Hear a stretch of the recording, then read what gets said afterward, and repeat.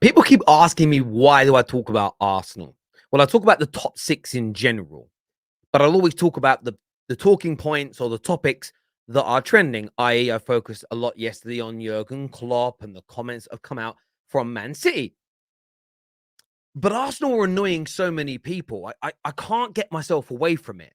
The level of annoyance, the cognitive dissonance, the anger, the frustration they are creating is so intriguing to me. One of the biggest reasons I got involved in social media content was almost the study of human behavior off the back of football. Just take a little listen to this and listen to how annoyed Pennant and Jason Cundy are. Right? We're going to move on to True Geordie later, but how annoyed they are at Arsenal. Take a little listen. Arsenal, I think you're right. I think Arsenal after Christmas will cookie crumble, like they did the year before to drop out of the Champions. Straight away, I think they're going to cookie crumble.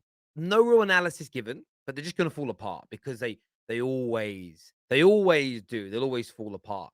I do remember people saying that about Liverpool when they first started to catch Pep Guardiola's Man City. The notion was, well, for 30 years they've always crumbled.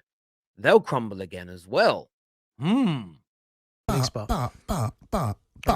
going to say but again. I'm going to get criticised. I'm battered. But what's he going to say? By the Arsenal fans being an ex-goon. He knows he's an ex-goon. I think he got a hat-trick on his debut, Pennant.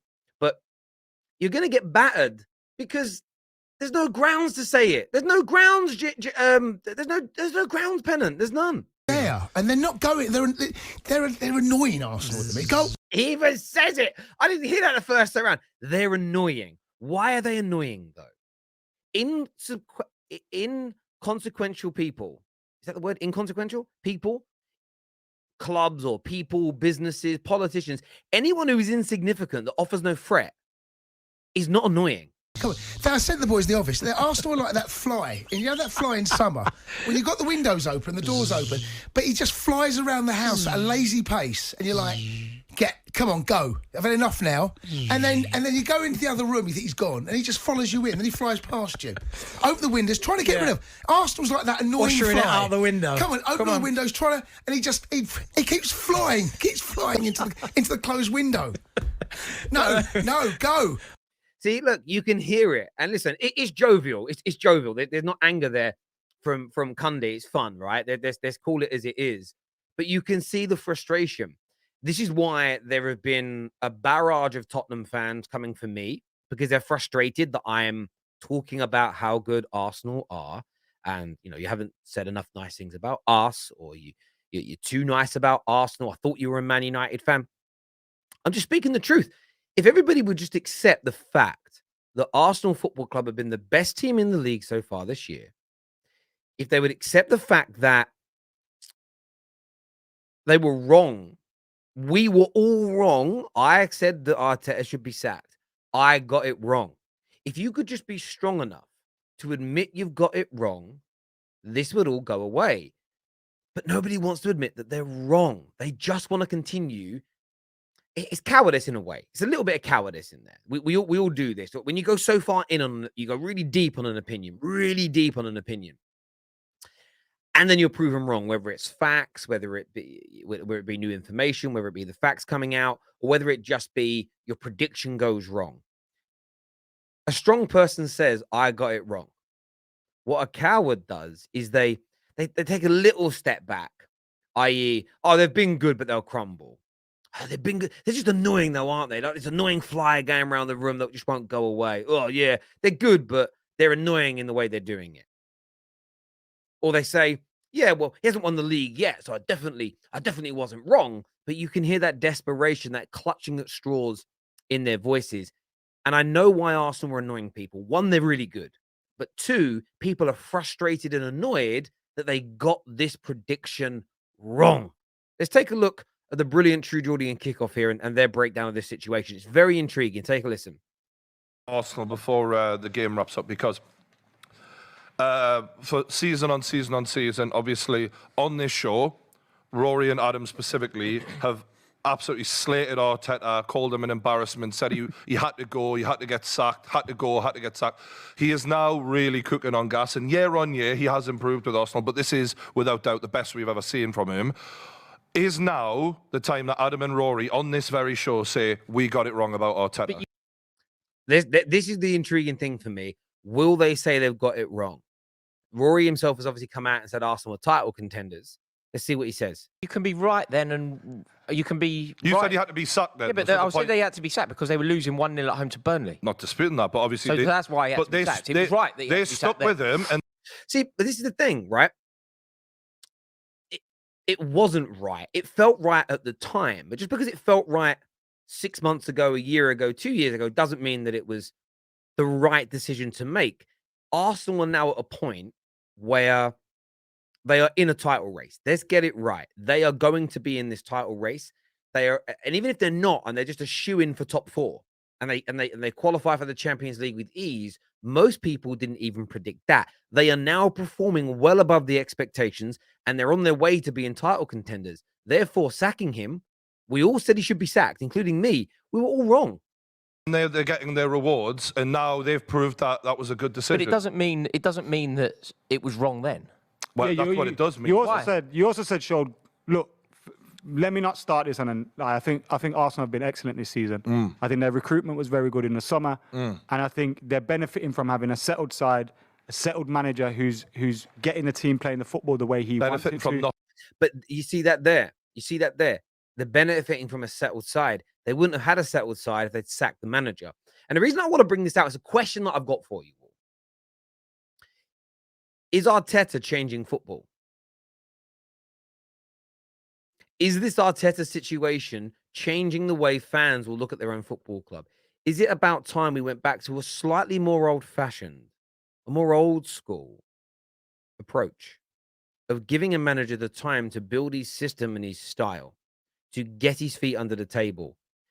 Whether you've got Ozil and Aubameyang, in this case, high-paid players, superstars globally, do you allow the manager, even if he doesn't have the CV to write home about, to have the power and control?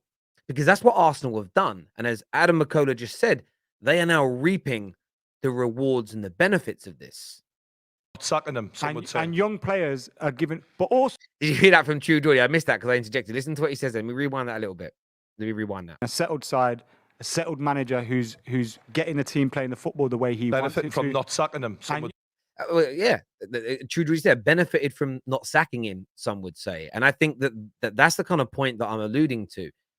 I get things wrong all the time, but that's why I'm asking this question more than trying to say I'm right now, you're wrong. It's not about that. By the way, all these guys on these channels, fantastic, brilliant content creators, always worth a listen. Links are all in the description below, so go and check them out, subscribe, and do the right thing and support this community. But I think Arteta is changing the way that clubs are going to operate. Now, I still think clubs need a club process. So when Arsenal move beyond Arteta, it shouldn't be a completely new philosophy and style and personalities. They shouldn't need a complete overhaul of their squad, their recruitment team, maybe even their coaching. You know, definitely not the board. You need to create a coherent, consistent approach behind the scenes, and then you bring in a manager to help create exactly what you want and then maintain it.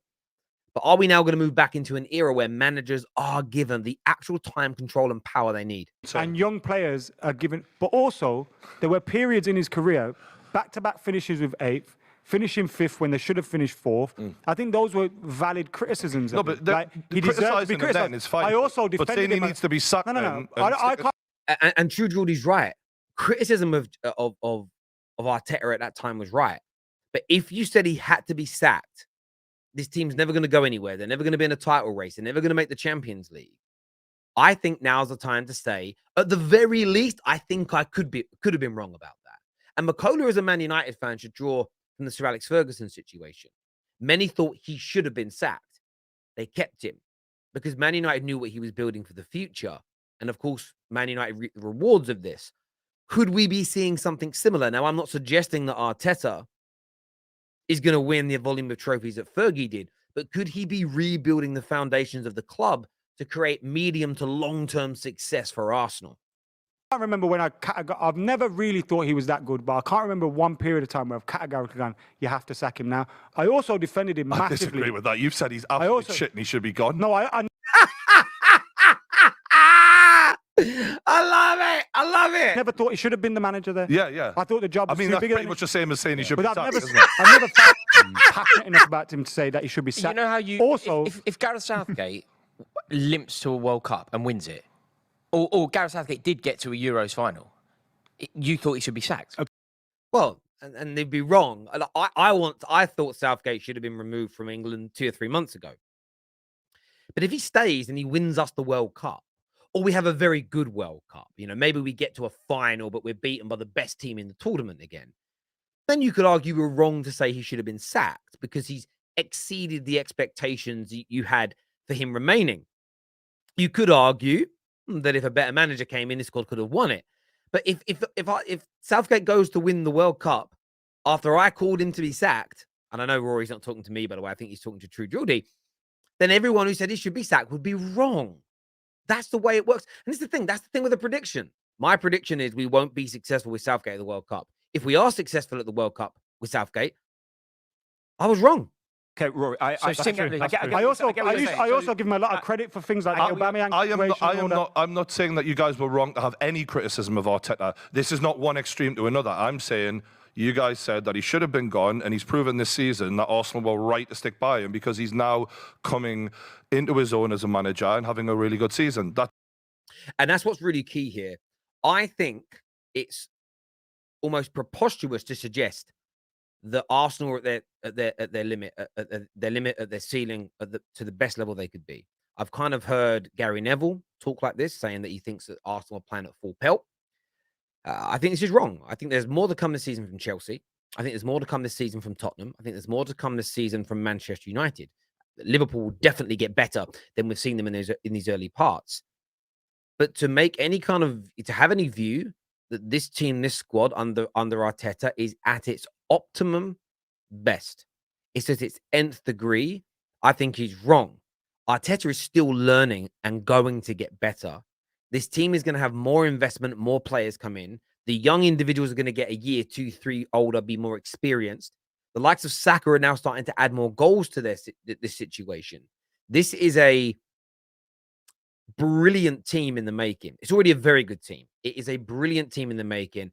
And I think Arteta has proven many, many, many of us wrong. But I want your views and I want your opinions, people. Why do you think Arsenal are the fly in the room? Why do you think Arsenal were annoying so many people? And why is it that the vast majority of content creators can't hold their hands up and say, do you know what? I think I got this wrong. Hit the like and the share button, subscribe to the Football Terrace, and we'll see you all again soon. Thank you.